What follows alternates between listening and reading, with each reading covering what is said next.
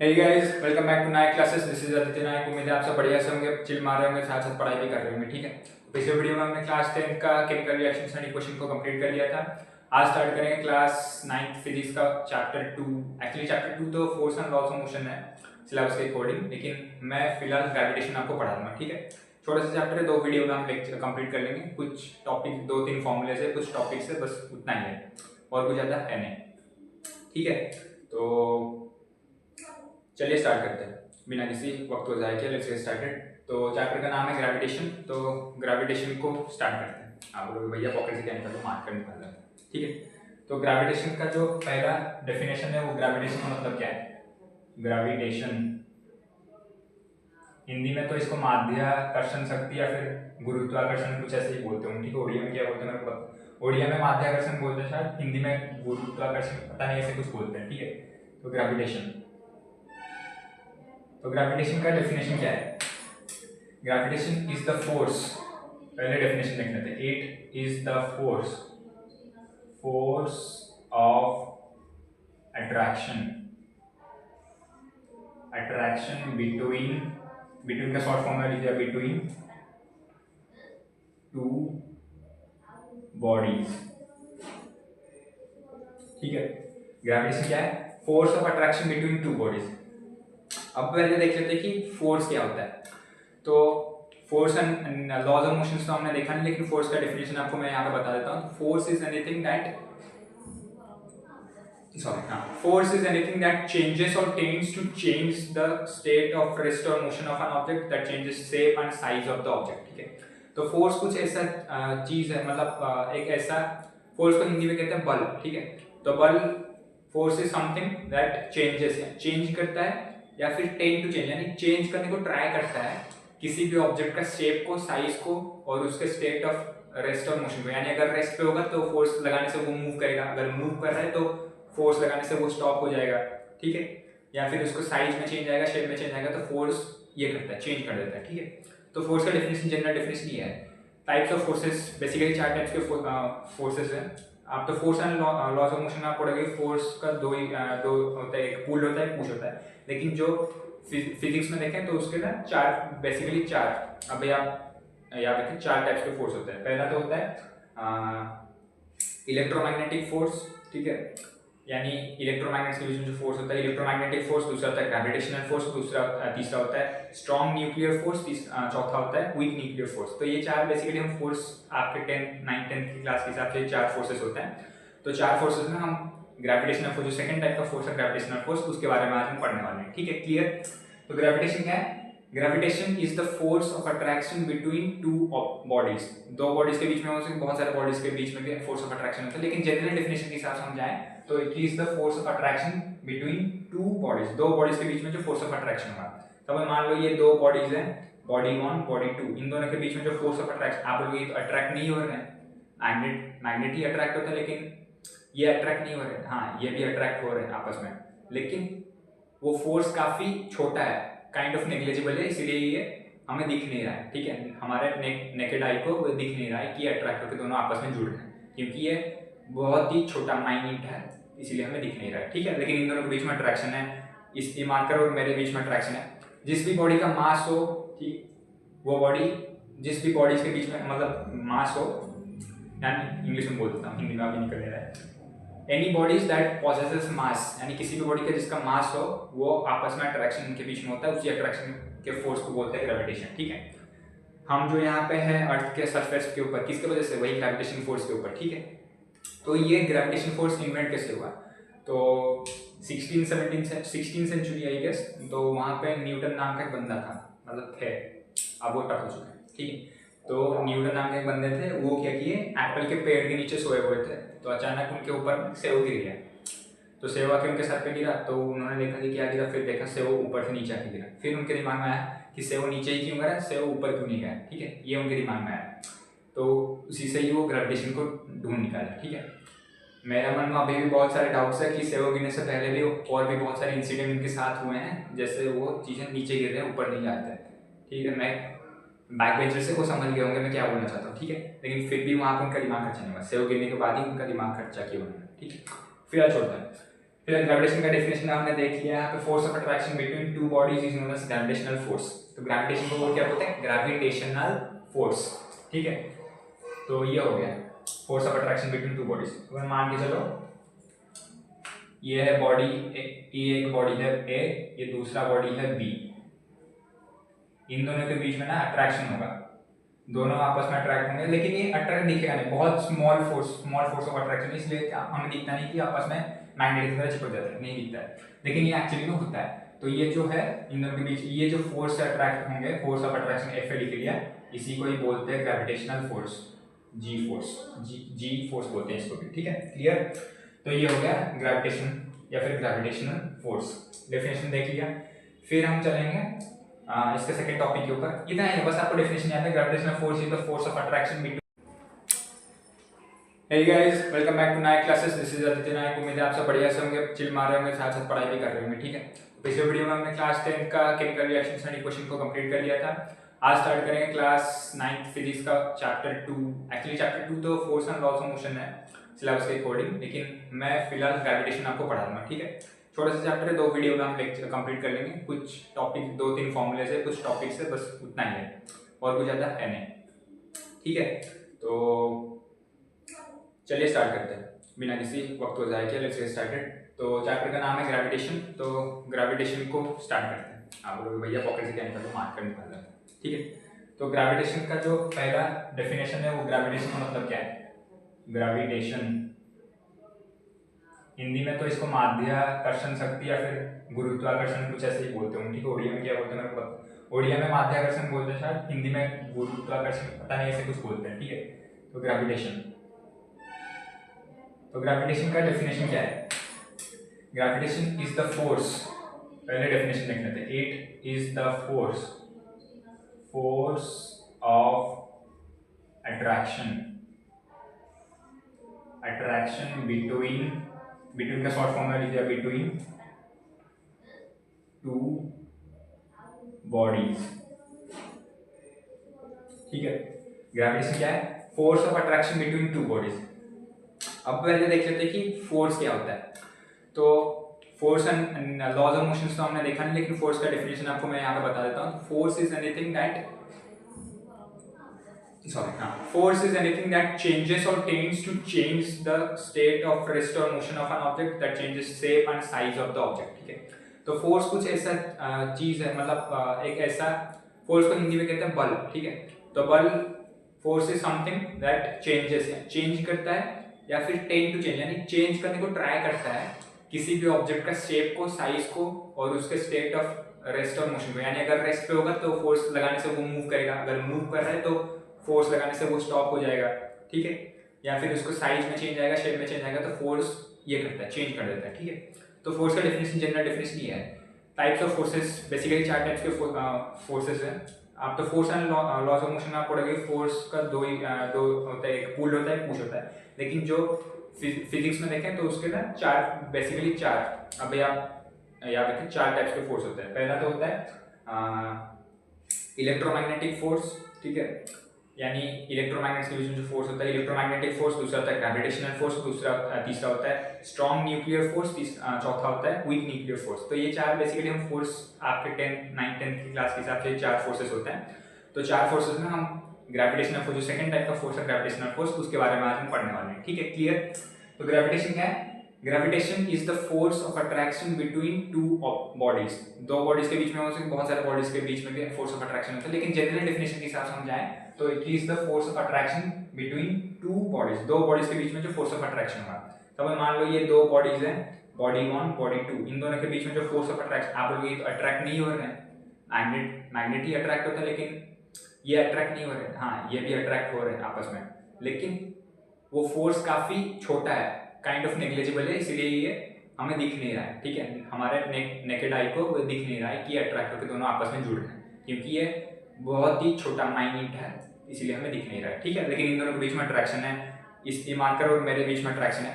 जिस भी बॉडी का मास हो, ठीक, वो बॉडी, जिस भी बॉडीज के बीच में मतलब मास हो, यानी इंग्लिश में बोल देता हूँ, हिंदी में अभी निकल रहा है, एनी बॉडीज दैट पॉसेसेस मास, यानी किसी भी बॉडी का जिसका मास हो, वो आपस में अट्रैक्शन के बीच में होता है, उसी अट्रैक्शन के फोर्स को बोलते हैं ग्रेविटेशन, ठीक है। हम जो यहाँ पे है अर्थ के सरफेस के ऊपर, किसके वजह से, वही ग्रेविटेशन फोर्स के ऊपर, ठीक है। तो ये ग्रेविटेशन फोर्स इन्वेंट कैसे हुआ, तो 16 सेंचुरी आई गेस, तो वहाँ पे न्यूटन नाम का एक बंदा था, मतलब थे, अब वो टक हो चुके हैं, ठीक है। तो न्यूटन नाम के एक बंदे थे, वो क्या किए, एप्पल के पेड़ के नीचे सोए हुए थे, तो अचानक उनके ऊपर सेव गिर गया, तो सेव आके उनके सर पे गिरा, तो उन्होंने देखा कि क्या गिरा, फिर देखा सेव ऊपर से नीचे आके गिरा, फिर उनके दिमाग में आया कि सेव नीचे ही क्यों गिरा, सेव ऊपर क्यों नहीं गया, ठीक है, ये उनके दिमाग में आया, तो उसी से ही वो ग्रेविटेशन को ढूंढ निकाला, ठीक है। मेरा मन में अभी भी बहुत सारे डाउट्स है कि सेव गिरने से पहले भी और भी बहुत सारे इंसिडेंट उनके साथ हुए हैं, जैसे वो चीज़ें नीचे गिर रहे हैं, ऊपर नहीं जाते हैं, ठीक है। मैं बैक बेंचर से वो समझ गए होंगे मैं क्या बोलना चाहता हूँ, ठीक है, लेकिन फिर भी वहाँ पर उनका दिमाग खर्चा नहीं हुआ, सेव गिरने के बाद ही उनका दिमाग खर्चा किया उन्होंने, ठीक है। फिर छोड़ता है, फिर ग्रेविटेशन का डेफिनेशन हमने देख लिया है, force of attraction between two bodies is known as gravitational force. तो ग्रेविटेशन को क्या बोलते हैं, ग्रेविटेशनल फोर्स, ठीक है। तो ये हो गया force of attraction between two bodies. अगर मान के चलो ये है बॉडी, ये एक बॉडी है ए, ये दूसरा बॉडी है बी, इन दोनों के बीच में ना अट्रैक्शन होगा, दोनों आपस में अट्रैक्ट होंगे, लेकिन ये अट्रैक्ट दिखेगा नहीं, बहुत स्मॉल फोर्स ऑफ अट्रैक्शन, इसलिए हमें दिखता नहीं कि आपस में मैग्नेट की तरह चिपक जाता है, नहीं दिखता है, लेकिन ये एक्चुअली में होता है। तो ये जो है इन दोनों के बीच ये जो फोर्स से अट्रैक्ट होंगे, फोर्स ऑफ अट्रैक्शन एफ लिख लिया, इसी को ही बोलते हैं ग्रेविटेशनल फोर्स, जी फोर्स बोलते हैं इसको भी, ठीक है, क्लियर। तो ये हो गया ग्रेविटेशन या फिर ग्रेविटेशनल फोर्स, डेफिनेशन देख लिया। फिर हम चलेंगे इसके सेकंड टॉपिक के ऊपर, इतना ही बस आपको डेफिनेशन याद है, gravitational force is the force of attraction between two bodies, ठीक है। अब चलते हैं यूनिवर्सल लॉ ऑफ ग्रेविटेशन के ऊपर। अभी यूनिवर्सल लॉ ऑफ ग्रेविटेशन क्या कहता है, सेकंड टॉपिक जो है इंपॉर्टेंट टॉपिक है, ये यही कुछ 3-4 टॉपिक है इंपॉर्टेंट है ये चैप्टर में, ठीक है। ये यूनिवर्सल लॉ ऑफ ग्रेविटेशन है, दूसरा थ्रस्ट, प्रेशर, ये सब थोड़ा थोड़ा डेफिनेशन याद रखना, बस चैप्टर कंप्लीट हो जाएगा, ठीक है। और 2-3 न्यूमेरिकल्स, बस एक ही फॉर्मूले पे बेस्ड 2-3 न्यूमेरिकल्स है, सॉरी 2-3 फॉर्मूले पे बेस्ड न्यूमेरिकल्स है, मेरा चैप्टर कंप्लीट है। ग्रेविटेशन देख लिया, force of attraction between bodies. अब चलते हैं यूनिवर्सल ग्रेविटेशनल लॉ के ऊपर।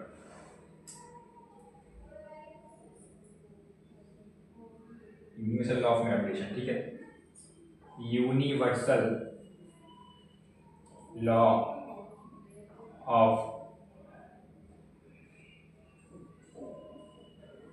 Gravitation, universal law of gravitation,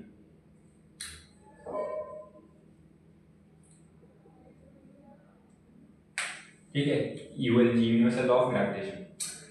तो ये यूनिवर्सल लॉ ऑफ ग्रेविटेशन के ऊपर आने से पहले मैं आपको कुछ बता देता हूँ। तो ये जो ग्रेविटेशन की वजह से क्या होता है, ठीक है, इफेक्ट क्या है ग्रेविटेशन का, इफेक्ट ये है कि हम सरफेस ऑफ अर्थ के ऊपर खड़े हो सकते हैं ग्रेविटेशन की वजह से। अगर ग्रेविटेशन नहीं होता तो हम खड़े नहीं हो पाते, उल्टे, ठीक है। आप बोलोगे खड़े तो हम फ्रिक्शन की वजह से हैं, फ्रिक्शन की वजह से हैं, लेकिन जमीन पे आते तभी तो फ्रिक्शन लगता है। अगर हम सरफेस ऑफ अर्थ ये है और हमारा पाँव ये है, तो ये अगर उठता रहता तो पाँव लगता है नीचे, तभी तो फ्रिक्शन आता, ठीक है, कांटेक्ट में आता तभी तो फ्रिक्शन लगता।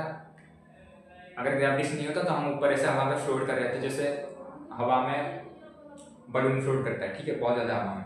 अब अगर आप अर्थ के बाहर चले जाओगे ना, तो आप देखोगे जनरली जो एस्ट्रोनॉट्स होते हैं ना, वो स्पेसशिप के अंदर वो फ्लोट करते रहते हैं, तो टायर फ्लोट करते रहते हैं, क्यों, क्योंकि वहाँ पे ग्रेविटी नहीं होती, ठीक है। ये जो जी फोर्स, ग्रेविटेशनल फोर्स, ये नहीं होती, इसलिए एस्ट्रोनॉट्स फ्लोट करते रहते हैं एयर पे, ठीक है। तो अगर यहाँ पे अगर ग्रेविटेशन नहीं होता तो मैं अभी ऐसे उड़ रहा होता ऊपर, ऐसे ऐसे मैं उड़ रहा होता, एयर पे फ्लोट कर रहा था, ठीक है। मैं यहाँ पे जमीन पे खड़ा नहीं हो पाता, जी फोर्स के लिए मैं खड़ा हूँ, ठीक है। जी फोर्स के लिए और क्या क्या होता है, ग्रेविटेशनल फोर्स के लिए जो मून है वो अर्थ के चारों ओर चक्कर काटता रहता है, एक ही सेम डायरेक्शन में चक्कर काटता रहता है। अगर मून नहीं, अगर अर्थ का ग्रेविटी की वजह से मून चक्कर काट रहा है, अगर अर्थ का ग्रेविटी नहीं होता तो मून क्या करता है, ऐसे ऐसे उड़ के कहीं भी चला जाता है, ठीक है। लेकिन मून, ये मान लो ये अर्थ है, ये जो ब्लैक कलर का है ये अर्थ है मान लो, और ये ब्लू है मून, ठीक है। तो कैप को बस देखो, तो अर्थ के ग्रेविटी की वजह से मून ऐसे अर्थ के चारों ओर मतलब क्या है, चक्कर काट रहा है, ठीक है, रेवोल्यूशन हो रहा है मून का अराउंड अर्थ, ठीक है। वैसे ही जो सोलर सिस्टम में सन क्या है, सेंटर पे है, तो मान के हम अभी जो क्या हम मान के चल रहे हैं कि सन जो है सेंटर पे, मान के नहीं, ये थियोरेटिकल प्रूफ भी है। तो सोलर सिस्टम जो है हमारा गैलेक्सी का, ठीक है, तो मिल्की वे गैलेक्सी का जो हमारा जो सोलर सिस्टम है, लॉट्स ऑफ सोलर सिस्टम क्या है, क्या बोलता हूँ, lots of galaxies are there. तो मिल्की वे जो गैलेक्सी हमारा गैलेक्सी है उसके अंदर जो सोलर सिस्टम है, वो सोलर सिस्टम में मान लो ये जो है सेंटर सन है, तो सेंटर जब सन है, ये सन है, ठीक है, सन के ग्रेविटी के वजह से ही इसके चारों ओर प्लैनेट्स ऐसे चक्कर काटते रहते हैं, ठीक है। जुपिटर हो गया, Earth, Mars, Venus, Neptune, Saturn, Uranus, बहुत सारे प्लैनेट्स ऐसे सेंटर में सन के ग्रेविटेशनल अट्रैक्शन की वजह से ही सन के चारों ओर चक्कर काटते रहते हैं। अगर सन का ग्रेविटेशन नहीं होता तो ये जो प्लैनेट्स होते हैं ये चारों ओर मतलब इधर उधर बिखर के भाग जाते हैं, ठीक है। ग्रेविटेशन की वजह से ये एक पर्टिकुलर डायरेक्शन में सन के चारों ओर रेवोल्यूट कर रहे हैं, ठीक है। क्लियर इतना? ग्रेविटेशन का मतलब आपने समझ लिया, ठीक है। इफेक्ट्स क्या है समझ लिया, तो ग्रेविटेशन किस लिए नेसेसरी है ये देख लिया। एनसीईआरटी या फिर रेफरेंस बुक में भी 3-4 एग्जांपल्स दिए होंगे, उसको याद रख लेना कि इफेक्ट्स मतलब ग्रेविटेशन की वजह से क्या क्या होता है। पहला तो हम खड़े हो सकते हैं, फ्लोट नहीं करते हवा में। दूसरा, मून जो है अर्थ के चारों ओर चक्कर काटता है, अर्थ और बाकी सारे प्लैनेट सन के चारों ओर चक्कर काटते हैं एक पर्टिकुलर डायरेक्शन में रह के, पर्टिकुलर प्लेस में रह के। अगर नहीं होते तो सब इधर उधर बिखर जाते हैं, ठीक है। अब चलते हैं यूनिवर्सल लॉ ऑफ ग्रेविटेशन के ऊपर। तो यूनिवर्सल लॉ ऑफ ग्रेविटेशन क्या कहता है? तो यूनिवर्सल लॉ ऑफ ग्रेविटेशन ये कहता है the force of attraction force of attraction को मैं शॉर्ट में एफ ए लिख रहा हूं, ठीक है। The force of attraction F A is directly proportional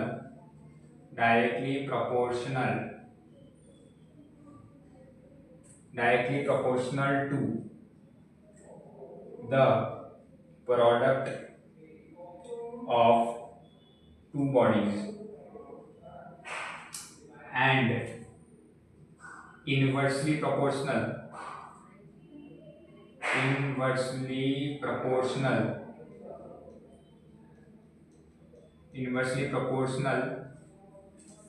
to the square of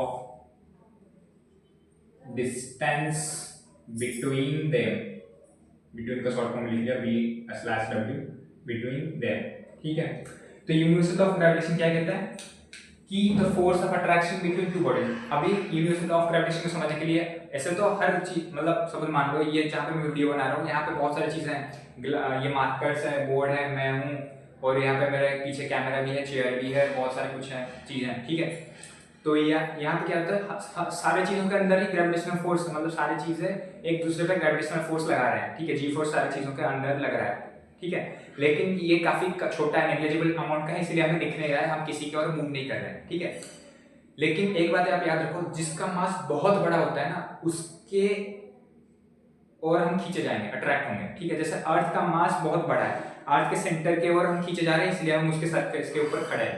अर्थ के सेंटर में क्या है, जी फोर्स से हमें अर्थ के सेंटर के ओर खींच रहा है। अब मान लो ये हमने, ये अर्थ का सेंटर है, ये हमें खींच रहा है, तो ये अर्थ का सेंटर है ना, इसीलिए हम अर्थ के सरफेस के ऊपर खड़े हैं, क्योंकि अर्थ के जो सेंटर में क्या जी फोर्स बहुत ज्यादा है और वो हमें खींच रहा है अपने ओर, क्योंकि अर्थ के कंपेयर में हमारा मास काफी छोटा है, बहुत नेग्लिजिबल अमाउंट, नेग्लिजिबल नहीं बोल सकते लेकिन very very very very less है।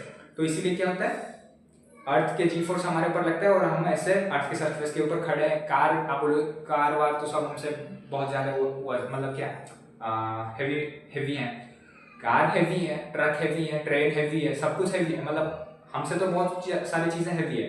लेकिन अर्थ से तो बहुत, अर्थ का जो वेट है दैट इज 6 × 10⁻24 किलोग्राम्स, इससे तो काफी छोटे हैं ना। सिंस इस अर्थ से सारी चीजें छोटे हैं, इसीलिए अर्थ के सारी चीजें मतलब अर्थ के अंदर की चीजें की बात कर रहा हूं मैं, ठीक है। मून भी अर्थ से छोटा है, इसलिए मून भी अर्थ के सेंटर पे नहीं आता, लेकिन चारों ओर चक्कर काट रहा है एक पर्टिकुलर डायरेक्शन में, क्योंकि फोर्स ऑफ अट्रैक्शन मून को अर्थ के चारों ओर चक्कर काटने में मजबूर कर रहा है, फोर्स कर रहा है, ठीक है। फोर्स ऑफ अट्रैक्शन की वजह से वो मजबूरी से चारों अर्थ के चारों चक्कर काट रहा है, ठीक है। तो वैसे ही तो जो बड़ा जिसका मास होगा वो छोटे चीजों को अपने ओर अट्रैक्ट कर देगा, ठीक है। आप देखोगे अगर एक साइड में एक बड़ा सा मैग्नेट रखोगे, दूसरे साइड में एक छोटा सा मैग्नेट रखोगे, तो कभी वो छोटा मैग्नेट बड़ा मैग्नेट को खींच के नहीं लाएगा, वो छोटा मैग्नेट अपने आप खींच के चला जाएगा बड़ा मैग्नेट के पास।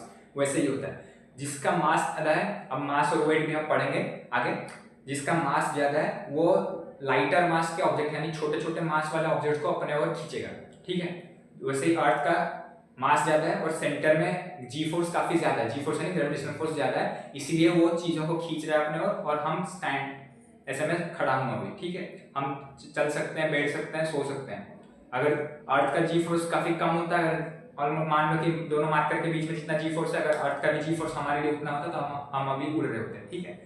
समझ आया है बात? अभी बस इतना समझो जितना मैं समझा रहा हूँ। अब 11 चैप्टर में भी ग्रेविटेशन के नाम का एक चैप्टर आएगा फिजिक्स में, वहां पर पूरे कोर में बहुत सारी चीजें पढ़ोगे।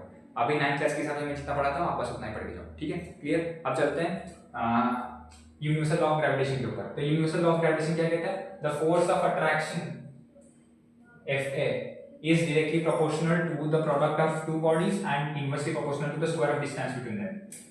तो यहाँ पे मैथमेटिकली हम देख लेते हैं। तो पहले देखो यहाँ पे दो बॉडी में ऐसे बना देता हूँ, ये है बॉडी, ये है बॉडी 1, बॉडी 1 को हम मान लेते हैं A, फिर बॉडी 2 को हम मान लेते हैं अभी B। दोनों अलग अलग बॉडी है। बॉडी ए का मास जो है वो मान के चलते हैं अभी m1, बॉडी बी का जो मास है वो मान के चलेंगे m2, और बॉडी ए और बॉडी बी के बीच में जो डिस्टेंस है सपोज मान के चलते हैं वो डिस्टेंस है d, ठीक है।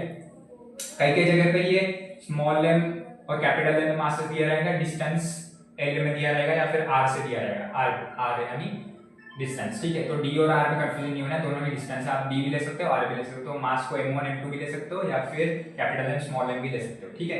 अब चलते हैं ये जो यूनिवर्सल लॉ ऑफ ग्रेविटेशन के वो क्या कहता है अब देखते हैं, ठीक है, एक मिनट सॉरी थोड़ा पसीना आ रहा है, ठीक है। तो यूनिवर्सल लॉ ऑफ ग्रेविटेशन क्या कहता है? तो मान के चलो इसको ऐसे मैथमेटिकली समझेंगे। तो पहले तो डेफिनेशन आपको याद रखना है, the force of attraction is directly proportional to the product of two bodies and inversely proportional to the square of distance between them. तो ये जो दो स्टेटमेंट है, ये दो स्टेटमेंट को हमें मैथमेटिकली देखें।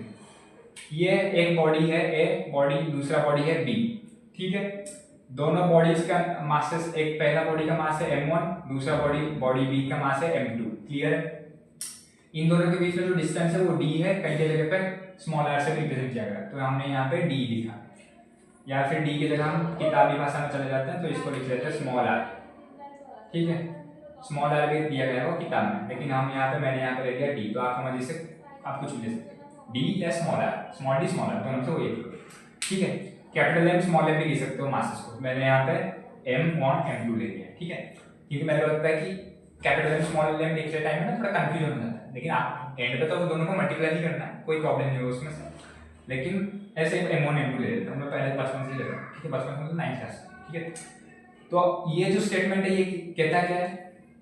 ये कहता है मैथमेटिकली आप देखेंगे तो ये कहता है the force of attraction and force of attraction between, ये फोर्स Fa का मतलब फोर्स ऑफ अट्रैक्शन है, कंफ्यूज मत होना, छोटा छोटा करके मैंने लिख लिया, इसका मतलब फोर्स ऑफ अट्रैक्शन बेसिकली यहाँ पे जी फोर्स को, ग्रेविटेशनल फोर्स को रिप्रेजेंट कर रहा है। ये कहता है the force of attraction between these two bodies, यानी ये मैंने कहा कि जो भी दो बॉडी होंगे उनके मासेस होंगे, उन दोनों के बीच फोर्स ऑफ अट्रैक्शन होगा ही, तो ऐसे ही इन दोनों का भी मासेस है तो इन दोनों के बीच में फोर्स ऑफ अट्रैक्शन होगा, ग्रेविटेशनल फोर्स यानी जी फोर्स। तो ये जो जी फोर्स होगा, मैं यहाँ पे जी फोर्स लिख देता हूँ, यहाँ पे जो जी फोर्स होगा, जी फोर्स में से जी को हटा देते हैं तो बेसिकली फोर्स मान के चलते हैं। तो यहाँ पे जो फोर्स होगा, ये जो फोर्स होगा वो F डायरेक्टली प्रोपोर्शनल होगा, यहाँ पे पहला स्टेटमेंट होगा, is directly proportional to the product of two bodies, नहीं यहाँ पे गलत किया है, product of their masses, product of their masses यानी तो फोर्स जो है यहाँ पे force of attraction Fa is directly proportional to the product of their masses, यानी जो बॉडी A का मास है और बॉडी B का मास है उन दोनों के मासेस का जो प्रोडक्ट होगा यानी मल्टीप्लाई होगा, यानी m1 into m2, इन दोनों को मल्टीप्लाई करने से ये जो फोर्स ऑफ अट्रैक्शन होगा इसको डायरेक्टली प्रोपोर्शनल होगा। तो मैं आपको पहले बता दूं डायरेक्टली प्रोपोर्शनल का मतलब क्या होता है? डायरेक्टली प्रोपोर्शनल का मतलब होता है कि अगर A is directly proportional to B, अगर A directly proportional to B होता है तो यहाँ पे B को बढ़ाओगे तो A बढ़ेगा, A को बढ़ाओगे तो B बढ़ेगा, अगर A को घटाओगे यानी डिक्रीज करोगे तो B भी डिक्रीज होगा, अगर B को डिक्रीज करोगे तो A भी डिक्रीज होगा, यानी दोनों अगर बढ़ेंगे तो दोनों ही बढ़ेंगे, घटेंगे तो दोनों ही घटेंगे, ठीक है। वैसे डायरेक्टली यहाँ पे जो फोर्स ऑफ अट्रैक्शन है ये प्रोडक्ट ऑफ देयर मासेस यानी बॉडी ए का मास इनटू बॉडी बी का मास, ठीक है। m1 इनटू m2 से फोर्स ऑफ अट्रैक्शन जो g फोर्स है वो डायरेक्टली प्रोपोर्शनल है। इसको अभी फिलहाल मान के चलेंगे इक्वेशन 1, ठीक है। दूसरा ये क्या कहता है, दूसरा यहाँ पे कहता है and inversely proportional to the square of distance between them. Inversely proportional यानी जो फोर्स ऑफ अट्रैक्शन होगा वो इनवर्सली, हाँ डायरेक्टली और इनवर्सली दोनों का साइन सेम है। इनवर्सली बस इनवर्सली में क्या होता है 1 बाई समथिंग आ जाता है, रेसिप्रोकल फॉर्म में आ जाता है, ठीक है। तो फोर्स ऑफ अट्रैक्शन जो होगा वो पहले तो हमने कह दिया कि m1 इनटू m2 से डायरेक्टली प्रोपोर्शनल होगा, और जो फोर्स ऑफ अट्रैक्शन है वो जो होगा inversely proportional to the square of distance between them, यानी इन दोनों के बीच में जो डिस्टेंस है उसके स्क्वायर से इनवर्सली प्रोपोर्शनल होगा, यानी 1 अपॉन डी स्क्वायर से इनवर्सली प्रोपोर्शनल है। तो इसका मतलब इनवर्सली प्रोपोर्शनल का मतलब क्या होगा, अगर a inversely proportional to b है, इसका मतलब a को बढ़ाओगे तो b घट जाएगा, b को बढ़ाओगे तो a घट जाएगा, यानी किसी एक चीज को बढ़ाओगे तो दूसरा वाला ऑटोमेटिकली डिक्रीज हो जाएगा, दूसरे को इंक्रीज करोगे तो पहला वाला डिक्रीज होगा, यानी एक को कुछ करोगे तो उसका ऑपोजिट में दूसरा काम करेगा, ठीक है। तो उसको कहते हैं इनवर्सली प्रोपोर्शनल। आपको तो आइडिया हो गया, ठीक है। फिर मैं बता रहा हूं, ये है इक्वेशन 2 हमारा, ठीक है। तो इक्वेशन 1 क्या कहा, फोर्स ऑफ अट्रैक्शन डायरेक्टली, तो फोर्स ऑफ अट्रैक्शन क्या है, प्रोडक्ट ऑफ देयर मासेस, यानी दोनों बॉडी का मासेस का डायरेक्टली प्रोपोर्शनल है, m1 इनटू m2 से डायरेक्टली प्रोपोर्शनल है। उन दोनों के बीच में जो डिस्टेंस है d उसका स्क्वायर का इनवर्सली प्रोपोर्शनल, यानी f inversely proportional to 1 upon d square, ठीक है। ये दोनों स्टेटमेंट आपको याद रखना है। फिर हमें क्या करना है, ये दोनों स्टेटमेंट को हम मर्ज कर देंगे, एक स्टेटमेंट पे ले आएंगे। तो कैसे लाएंगे, इन दोनों स्टेटमेंट को ऐसे ले आएंगे। तो ये जो फोर्स ऑफ अट्रैक्शन हमारे यहाँ पे रहा वो प्रोपोर्शनल हो गया, अभी डायरेक्टली इनवर्सली कुछ नहीं, अभी डायरेक्टली अभी नॉर्मली प्रोपोर्शनल हो जाएगा। कैसे, m1 into m2 divided by d square, ठीक है। हमने यहाँ पे राइट साइड को मल्टीप्लाई कर दिया, ठीक है, मतलब आपस में जॉइंट, तो दोनों को ही अगर इक्वेट कर देंगे तो यहाँ पे निकलेगा force of attraction directly proportional to m1 m2 inversely proportional to d square. तो force of attraction proportional to m1 m2 upon d square. तो हम जानते हैं कि अगर कोई भी चीज प्रोपोर्शनल में है तो उसको इक्वल साइन में प्रोपोर्शनलिटी सिंबल को इक्वल सिंबल में कन्वर्ट करने के लिए, यानी f ऑफ a को इक्वल साइन में कन्वर्ट करने के लिए, एक मिनट कोई साउंड कर रहा है, हाँ। तो यहाँ पे दोनों को इक्वल यहाँ पे प्रोपोर्शनलिटी सिंबल को हटा के इक्वल साइन लाने के लिए हमें क्या करना पड़ेगा, एक प्रोपोर्शनलिटी कांस्टेंट मल्टीप्लाई करना पड़ेगा। प्रोपोर्शनलिटी कांस्टेंट क्या मल्टीप्लाई करेंगे, जो प्रोपोर्शनलिटी कांस्टेंट हम मल्टीप्लाई करेंगे वो हमारा होगा कैपिटल G। अब बताऊंगा G के बारे में। तो capital G into m1 m2 divided by d square, ये होगा हमारा फाइनल इक्वेशन, ठीक है। अब ये जो कैपिटल G है उसके बारे में देखते हैं। ये जो कैपिटल G है इसको कहते हैं universal gravitational constant, universal G constant, ठीक है। यानी यूनिवर्सल ग्रेविटेशनल कांस्टेंट मतलब यूनिवर्स में कहीं पे भी चले जाओगे, मून पे जाओ, जुपिटर में जाओ, सन के पास जाओ, सन के पास तो जाने के चल जाएंगे, कहीं पे भी जाओगे ये यूनिवर्स के अंदर, वहां पे ये जो G है उसका वैल्यू सेम रहेगा, इसीलिए ये यूनिवर्सल ग्रेविटेशन कांस्टेंट है, ठीक है। ये जो G है इसका वैल्यू कितना है, इसका वैल्यू है 6.672 into 10 to the power -11 newton metre square upon kilogram square. तो इसका जो यूनिट है वो कैसा है अभी मैं बता दूंगा। G का वैल्यू आपको इतना याद रखना है, 6.672 into 10 to the power -11 newton metre square upon KG square. Unit कैसा है मैं बता दूंगा, हाँ। कैलकुलेशन इजी होने के लिए हम इसको 6.6 भी ले लेते हैं, कभी कभार 6 लेके मल्टीप्लाई कर देते हैं। अगर ट्रिक चाहोगे कैसे निकल के सॉल्व करेंगे तो मैं आपको बता दूंगा, ठीक है। तो G का वैल्यू कितना है 6.672 into 10 to the power -11 newton metre square पर kilogram square. n for newton, ये न्यूटन क्या है, फोर्स का यूनिट है, फोर्स के यूनिट को हम न्यूटन बोलते हैं या फिर केजी मीटर पर सेकंड स्क्वायर भी बोलते हैं। फोर्स का formula force laws of motion में हम पढ़ेंगे, force equals to mass into acceleration. Mass का किलोग्राम होता है, एक्सीलरेशन का मीटर पर सेकंड स्क्वायर होता है, तो दोनों को मल्टीप्लाई करेंगे तो केजी मीटर पर सेकंड स्क्वायर हो जाएगा। लेकिन जनरली आइजैक न्यूटन के नाम से इसका फोर्स का जो यूनिट है वो आया न्यूटन, ठीक है। 1 newton equals to 10 to the power 5 times, यानी 1 लाख टाइम्स। ये भी हम पढ़ेंगे force and laws of motion में। फिलहाल के लिए आप g का मतलब 6 g का value 61672 into 10 to the power -11 newton metre square upon KG square याद रखिए, ठीक है। इसका वैल्यू और इसका नाम यूनिवर्सल g कांस्टेंट है, ठीक है। अब इसका g का ये जो यूनिट है वो कैसा है, अब देख लेते हैं कैसा है। देखो यहाँ फाइनल इक्वेशन हमने क्या देखा, force of attraction is directly proportional to m1 m2 equation 1, force of attraction inversely proportional to 1 upon d square equation 2। दोनों को जब इक्वेट कर दिए तो ये हमारा इक्वेशन ये आ गया इक्वेशन 3। इक्वेशन 3 से ये प्रोपोर्शनलिटी सिंबल हटा के इक्वल साइन लाने के लिए हमने एक proportionality constant capital G multiply किया। कैपिटल G का वैल्यू इतना है, लेकिन ये जो यूनिट है ये कहां से आया, अब बता देता हूं यूनिट कहां से आया, ठीक है। देखो यहां से फोर्स ऑफ अट्रैक्शन, फोर्स का तो एक ही यूनिट होता है न्यूटन, ठीक है। तो यहां पे अभी यूनिट कैसा है बता देता हूं। तो फोर्स का यूनिट कितना है, न्यूटन इज इक्वल्स टू जी का हमें यूनिट निकालना है, तो जी का यूनिट को हम जी लिख के चलते हैं, ठीक है, इनटू मास का यूनिट कितना होता है केजी, तो 2 मास है यानी केजी इनटू केजी कितना हो जाएगा, केजी का स्क्वायर डिवाइडेड बाय डिस्टेंस का यूनिट कितना होता है मीटर, मीटर का स्क्वायर करेंगे तो कितना होगा मीटर स्क्वायर, ठीक है। अब देखो न्यूटन के यहाँ पे m square metre square divide होकर उस पर जाके मल्टीप्लाई हो जाएगा, तो n into m square newton metre square हो गया। यहाँ पे kg स्क्वायर डिवाइड मल्टीप्लाई होकर उस तरफ पे क्या होगा डिवाइड हो जाएगा, तो kg स्क्वायर नीचे आ गया is equal to capital G। तो G का यूनिट यहीं से निकल गया newton metre square upon kg square, ठीक है। इतना तक क्लियर है आपको। तो यहाँ यूनिवर्सल लॉ ऑफ ग्रेविटेशन यही कहता है, जो the force of attraction between two bodies is directly proportional to the product of their masses and inversely proportional to 1 upon and inversely proportional to their square of distance between them, ठीक है। यानी दो object हैं, उनका मास अगर m1 m2 है और उनके बीच में जो डिस्टेंस d है, तो फोर्स क्या होगा m1 m2 से डायरेक्टली प्रोपोर्शनल होगा 1 अपॉन d स्क्वायर से इनवर्सली प्रोपोर्शनल होगा। इन दोनों को इक्वल करेंगे ये निकलेगा, फिर यहाँ पे g पुट कर देंगे तो प्रोपोर्शनलिटी सिंबल हट के इक्वल साइन में कन्वर्ट हो जाएगा, तो f। तो फाइनली हमारा किन्हीं भी दो चीजों के अंदर, हाँ ये क्लास में ना आपको 50 चीजों का या फिर 3 चीजों का 4 चीजों का एक साथ में जी फोर्स निकालने के लिए नहीं देगा। 2 ऑब्जेक्ट देगा, दोनों का मासेस दे देगा पहला, और उनका बताएगा कि उनके बीच में डिस्टेंस भी दे देगा, और हमको बताएगा कि जी फोर्स यानी फोर्स ऑफ अट्रैक्शन कितना होगा निकालो।